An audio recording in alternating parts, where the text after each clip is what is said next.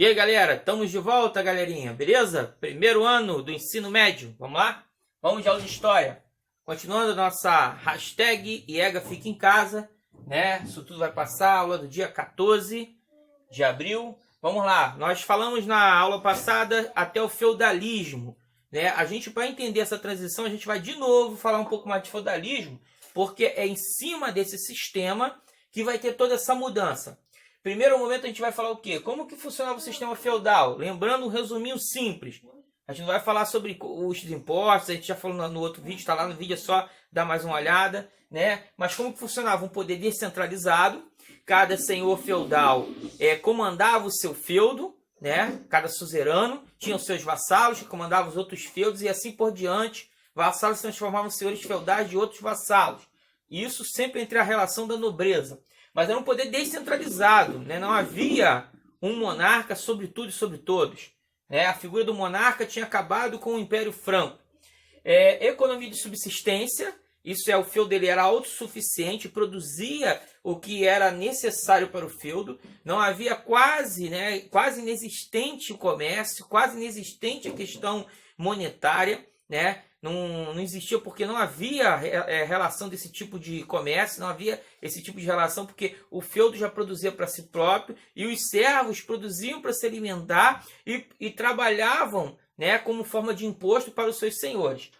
Poder da igreja, a igreja controlava tudo, a igreja se transformou, né, como a grande sistema de manutenção da estrutura. É só a gente lembrar que o Império Romano cai, o cristianismo está lá dentro, fortemente enraizado, né? Não só mais nas classes pobres, mas nas classes de poder desde Constantino. E aí a gente tem o Império Romano do Ocidente que vai se fragmentar, com os germânicos que são pagãos, mas que vão se cristianizar.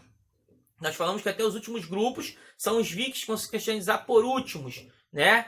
E do outro lado, o Império Romano do Oriente que continua cristão. E aí entra uma parte que a gente vai chegar daqui a pouco. Outra para a gente fechar, outra característica importante do sistema feudal, a sociedade estamental, né? Existia o clero, a nobreza e os servos. Quem nascia servo, morria servo. Nobre, morria nobre. Não tinha, né, mudanças sociais. Agora a gente vai para a crise no sistema feudal. O primeiro acontecimento que vai construir é um rompimento naquilo que era a maior força de unidade do sistema feudal, que era a igreja. Apesar da fragmentação em feudos, o poder da igreja estava estabelecido. Esses grupos eram todos eles cristãos, né? E aí a gente vai ter em 1054 uma crise na igreja cristã chamada de Cisma do Oriente, onde que a igreja, né, vai se dividir não por questões doutrinárias, a questão que pesa mais é a questão política, em que o Ocidente vai continuar sendo liderada na figura do Papa, né, a Igreja Católica Apostólica Romana, e o Oriente vai ser a partir de agora liderada pelo Patriarca Igreja Ortodoxa Cristã. E o grande sentido está no sentido político. O Império Bizantino permanece, né? E durante a permanência dele, o poder do governante bizantino, o imperador bizantino, é muito superior à questão religiosa. A religião lá tem que se submeter ao poder do Estado. Então o patriarca ele vai se submeter ao poder, né, do seu líder político. Aqui no Ocidente, a igreja ela é um Estado independente. Ela tem a sua própria liderança no Papa, né? E ela, por mais que ela tenha alguns conflitos com determinados líderes, ela não vai se submeter a essas lideranças, né? Então, tipo assim, essa é a primeira cisão na igreja cristã, né? Onde se separam em dois grandes grupos. Esses ortodoxos, até hoje são maioria no Oriente. A gente tem muito ortodoxa grega, ortodoxa russa. Quem tem curiosidade em conhecer um pouco como que funciona, assista uma comédia chamada Casamento Grego, que fala um pouco dessa igreja, né? O casamento é feito dentro de uma igreja ortodoxa, né? E a Igreja Católica Apostólica Romana, que é a igreja que veio para o Brasil na colonização dos portugueses e até hoje é a grande maioria da população brasileira. Bem, depois dessa... E aí entra de novo a questão da igreja, nós vamos ter as cruzadas, né? Vamos lá, vamos seguir que a gente vai falar das cruzadas.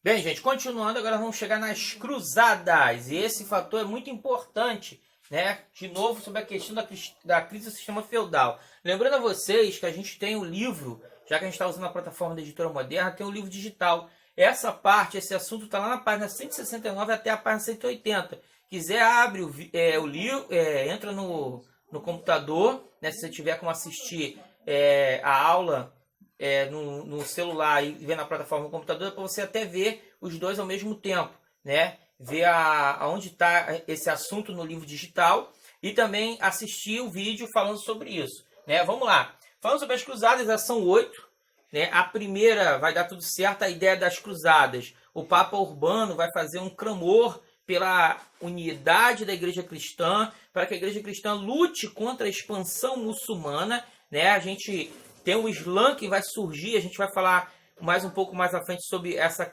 ideia do islamismo, né? O islamismo vai surgir e ele vai tomar cada vez uma expansão muito extensa, vai pegar o norte da África, vai chegar a tomar a região da Península Ibérica, onde seria Portugal e Espanha hoje, né? E tudo isso vai fazer com que a igreja cristã ela faça um clamor para que os nobres lutem pela sustentação da igreja, pela manutenção do cristianismo.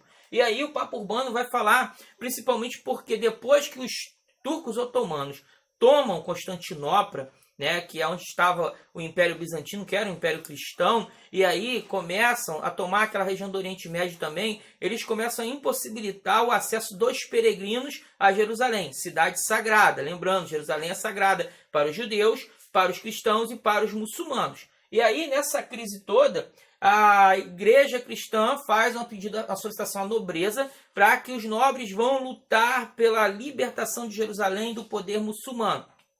E aí começam as expedições militares religiosas, que tinham uma característica muito interessante, a cruz, né, nos seus uniformes, aquela característica das cruzadas. E aí, essas cruzadas, esses grupos de nobres, né, vão com outros grupos também que... Quem são os grupos que vão para as cruzadas? Os nobres, né, que não têm direito. Normalmente não eram os filhos mais velhos que recebiam toda a herança dos seus pais, tentar conquistar o seu espaço, né, o seu território que eles poderiam comandar. Muitas das vezes eram sustentados essa estrutura até pelos seus próprios irmãos mais velhos ou pais, né? Havia também aqueles que iam por causa de questão religiosa. A gente vai ter a morte, por exemplo, do rei Ricardo, o famoso rei Ricardo Coração de Leão, que era o rei da Inglaterra, né? A gente vai ter também a questão dos pobres, né? Servos que queriam mudar de vida. E aí a tentativa era um enriquecimento no Oriente, né? Uma mudança de vida lá no Oriente. Então essas cruzadas vão grupos militares com um caráter militar e religioso de conquista. A primeira conquista Jerusalém, mas as outras vão cada uma tendo alguns conflitos internos e derrotas, e na verdade as cruzadas não dão certo. São 8 cruzadas, mas devagarzinho os cristãos são expulsos de novo da região. Agora, o que é importante a gente entender disso tudo? É que essas cruzadas elas vão mexer com o aspecto social e econômico da Europa feudal. Primeiro, enfraquecimento da aristocracia feudal, porque se um grupo sai da nobreza, alguns não voltam, né? Fora que alguns servos que também formam esses exércitos também não voltam. Então você tem uma diminuição da população e a diminuição da nobreza, né? Que alguns feudos vão ficar até sem seus nobres, seus senhores. A expansão do mercado. A gente só tinha, né, o acesso pelo mar Mediterrâneo, o acesso territorial era muito complicado. E agora você começa a criar rotas comerciais, que é por onde essas expedições vão passar, né? E onde elas passam também pela necessidade, né, de parar, de se alimentar, vai se construindo vilas, cidades, né, que futuramente serão feiras. E também vai ter o surgimento da burguesia, que vai ser um novo grupo social que vai aparecer e que vai ter depois o surgimento da figura do rei, que vai se unir a essa burguesia, e aí sim a gente vai ter uma formação de uma nova mudança no cenário europeu, que é a figura do monarca, que é a figura da formação dos Estados Nacionais. Beleza? Isso é só a primeira parte da crise. A gente continua no próximo vídeo.